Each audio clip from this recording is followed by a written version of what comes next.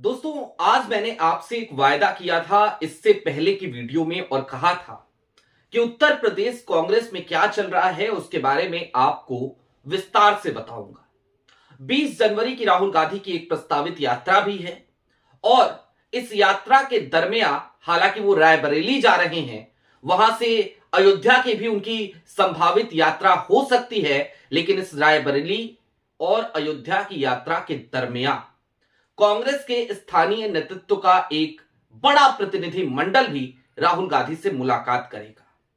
और यह मुलाकात कोई ऐवी वाली मुलाकात नहीं है, कोई छोटी मुलाकात नहीं है, बल्कि इस मुलाकात के दौरान राहुल गांधी के हाथों में एक फाइल रखी जाएगी। क्या है उस फाइल में और स्थानीय नेतृत्व राहुल गांधी को किस बात के लिए कन्विंस करने वाला है, सारी बातें जरा विस्तार से करेंगे।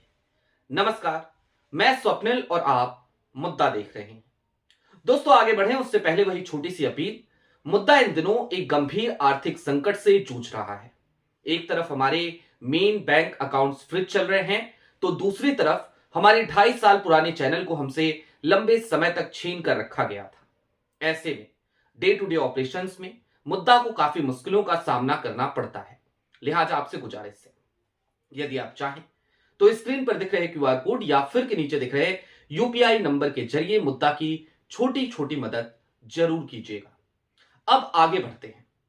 दरअसल राहुल गांधी की यह यात्रा सिर्फ और सिर्फ भारतीय जनता पार्टी को परेशान नहीं करेगी, बल्कि यह यात्रा तो उन तमाम घमंडी दोस्तों को भी परेशान करेगी जो अपने अहंकार के मद में चूर होकर कांग्रेस को लगातार आंखें दिखा रहे हैं। अब आप कह सकते हैं अखिलेश यादव तो हमेशा एक अच्छे सहयोगी की भूमिका में रहते हैं, इस बात में कोई दो राय नहीं है। लेकिन अखिलेश यादव की ही पार्टी के उन तमाम नेताओं की जबान लगातार कैंची की तरह चलती है। लगातार वो इस तरीके की बात बोलते हैं, उसके बाद भी अखिलेश के कोप का वो शिकार नहीं होते। अखिलेश उन नेताओं के ऊपर कोई एक्शन नहीं लेते। ऐसा लगता है जैसे सब कुछ स्क्रिप्टेड है। और इन तमाम चीजों से कांग्रेस ऊब चली है। दरअसल बात तो हम उत्तर प्रदेश की करेंगे, लेकिन उत्तर प्रदेश के साथ साथ अन्य राज्यों की भी आज हम बात करेंगे। कल की तारीख में तमिलनाडु को लेकर बैठक हुई और 20 जनवरी की तारीख राहुल गांधी की रायबरेली यात्रा। मैंने एक फाइल का जिक्र किया था।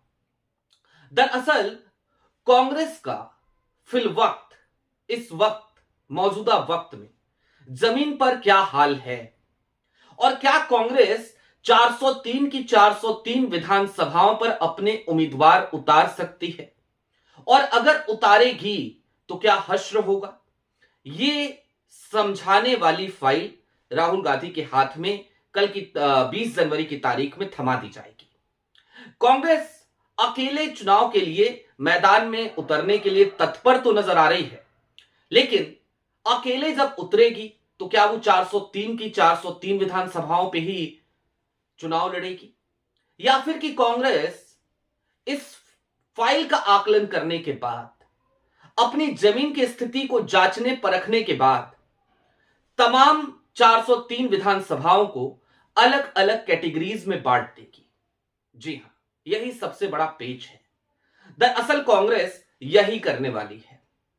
जहां पर कांग्रेस की स्थिति मजबूत है, उन तमाम सीटों को वो ए कैटेगरी में रखेगी। जहां पर उसे उम्मीद है कि वो अच्छा परफॉर्म कर सकती है, उन तमाम सीटों को वो ए कैटेगरी में रखेगी। इसमें अमेठी की भी सीटें हैं, रायबरेली की भी सीटें हैं, इसमें पूर्वांचल की भी कुछ सीटें हैं।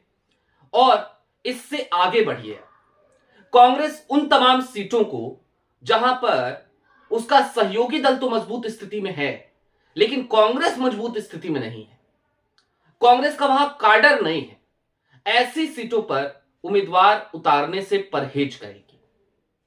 जी हां, उम्मीदवार उतारने से परहेज करेगी बी कैटेगरी की सीटों पर। अब आ जाइए सी कैटेगरी की सीटें, जहां पर ना तो कांग्रेस मजबूत है, ना ही उसका सहयोगी दल मजबूत है, और वहां पर भारतीय जनता पार्टी जीतती रही है। ऐसी तमाम सीटों पर कांग्रेस अपने कैंडिडेट जरूर उतारेगी। अब आप कह रहे होंगे ये कौन से मूर्खता की बात हुई कि बी पर कैंडिडेट नहीं उतार रही है जहां पर सहयोगी दल मजबूत है, लेकिन सी पर जरूर उतारेगी जहां पर भाजपा मजबूत है, सहयोगी दल कमजोर है, ताकि सहयोगी दल और कमजोर हो जाए। दरअसल कांग्रेस का मकसद इस पूरे 2027 के विधानसभा चुनाव में, राहुल गांधी का मकसद इस पूरे 2027 के विधानसभा चुनाव में अपने सहयोगी दल को कमजोर करना नहीं है, बल्कि एक मैसेज देना है। और मैसेज क्या? मैसेज ये कि कांग्रेस इस देश की एक राष्ट्रीय पार्टी है, उसे भिखमंगे की तरह ट्रीट ना किया जाए।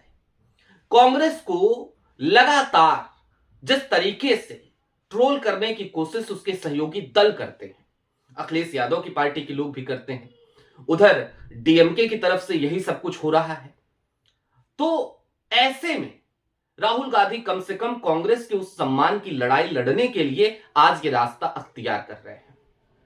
दोस्तों, मैंने आपको कल की तारीख में ही एक आकलन बताया था और बताया था कि अगर आप उन 14 राज्यों को देखें जहां पर कि भारतीय जनता पार्टी की सरकार है, तो उनमें से 12 राज्य ऐसे हैं जहां पर कांग्रेस को अपने दम पर ही चुनाव लड़ना है।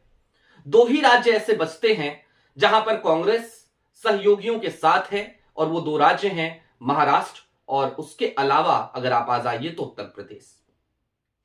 अगर महाराष्ट्र की भी बात करें तो कांग्रेस का प्रदर्शन महाराष्ट्र में लगातार अच्छा रहा है, और कांग्रेस और भाजपा में अगर एक बड़ा अंतर आपको करना हो गठबंधन के नजरिए से, तो वो अंतर आपको हमेशा एक दिखता होगा कि भारतीय जनता पार्टी के साथ जो पार्टी गठबंधन करती है, जो अलायंस बनाती है, वो पार्टी अपना अस्तित्व खो देती है।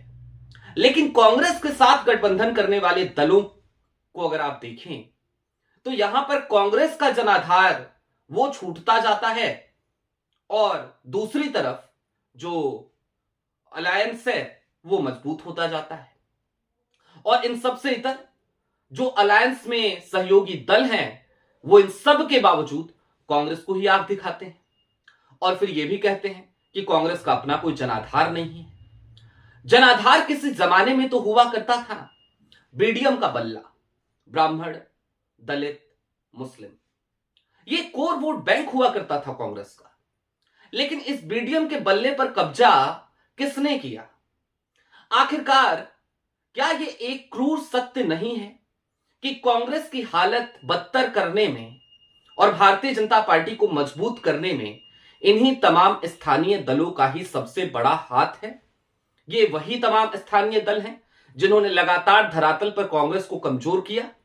ये वही तमाम स्थानीय दल हैं जो लगातार कांग्रेस के जनाधार को अपने जनाधार की तरफ मोड़ते रहे, कांग्रेस के वोट पर अपना कब्जा जमाते रहे, कभी जाति के नाम पर, कभी किसी और बात पर। यह सच्चाई तो है ना। और अगर यह क्रूर सत्य है तो आज की तारीख में फिर उसी कांग्रेस को आंख क्यों दिखाते हो? ये एक बड़ा सवाल है।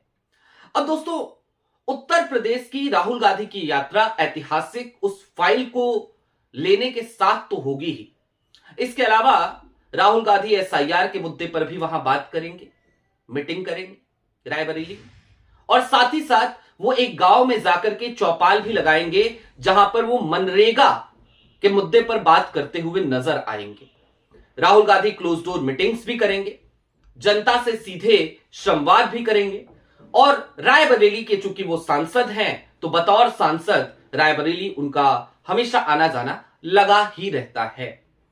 अब दोस्तों, ये तो हो गई राहुल गांधी की उत्तर प्रदेश की यात्रा, उत्तर प्रदेश में कांग्रेस की स्ट्रेटजी, और उत्तर प्रदेश में कांग्रेस किस तरीके से अब अखिलेश यादव को एक बड़ा संदेश देने की कवायद में निकल चुकी है, ये सारी बातें। दूसरी तरफ एक चैप्टर और चल रहा है, वरुण गांधी कांग्रेस में कब तक शामिल होंगे? तो देखिए, वरुण गांधी की जो शामिल होने की स्थिति है, आप ये समझिए उसकी औपचारिकता भर बाकी रह गई है। वरुण भी मन बना चुके हैं, मेनका गांधी भी ग्रीन सिग्नल दे चुकी हैं, प्रियंका गांधी से वरुण की मुलाकात भी हुई है, फोन पर भी कई लोगों की बात हुई है, और इन सब के दरमियान तनुज पुनिया के बयान ने सबको हैरान जरूर किया था। लेकिन इन सब से इतर वरुण अगर आते हैं तो निश्चित तौर पर कांग्रेस उन्हें सीएम फेस का कैंडिडेट घोषित करके 403 की 403 सीटों पर भी लड़ सकती है। अब दोस्तों, उत्तर प्रदेश से इतर हटके कांग्रेस और क्या कर रही है? तो कांग्रेस दरअसल अब हर राज्य में अपने दम पर चुनाव लड़ना चाहती है, स्टेट इलेक्शंस, असेंबली इलेक्शंस। और ऐसा इसलिए क्योंकि असेंबली इलेक्शंस में कांग्रेस ये समझ चुकी है कि जब तक वो असेंबली इलेक्शन में ये नए प्रयोग नहीं करेगी, एक्सपेरिमेंट नहीं करेगी, तब तक ये स्थानीय दल उसे सम्मान नहीं देंगे। कहने वाले कह देते हैं ना कि इंडिया अलायंस बना, इंडिया अलायंस का लाभ कांग्रेस को मिला, देखिए 99 सीटें कांग्रेस जीती। तो क्या अखिलेश यादव को उसका लाभ नहीं मिला? अखिलेश यादव आज की तारीख में तीसरी सबसे बड़ी पार्टी है लोकसभा के भीतर। तो क्या अखिलेश को इस बात का लाभ नहीं मिला? क्या डीएमके को इस बात का लाभ नहीं मिला? 2014 का चुनाव, 2013 में करुणानिधि ने समर्थन हटा लिया था यूपीए सरकार से और यूपीए से बाहर हो गए थे, तो शून्य सीटें आई थी, शून्य अंडा। क्या उन्हें लाभ नहीं मिला? 2019 में भी मिला, 2024 में भी मिला। किसे नहीं मिला लाभ? क्या जेएमएम को नहीं मिला? आरजेडी को नहीं मिला, उसके पीछे भी कारण है। और आरजेडी को जो लाभ नहीं मिला, तो आरजेडी को जो की वजह से कांग्रेस को भी वहां नुकसान हुआ। और उसमें मैं लोकसभा इलेक्शंस की बात कर रहा हूं, विधानसभा की भी अगर आप बात करेंगे तो आपको ये बात समझनी पड़ेगी कि आरजेडी और तेजस्वी की जिद की वजह से बिहार का चुनाव हाथ से निकला है। कांग्रेस को चाहिए था अकेले लड़ना चुनाव, लेकिन कांग्रेस गलती कर बैठी, नहीं हिम्मत जुटा पाई। स्थानीय नेतृत्व में जो स्लीपर सेल बैठा था आरजेडी का, राजद का, वो स्लीपर सेल ज्यादा नुकसान पहुंचाता रहा।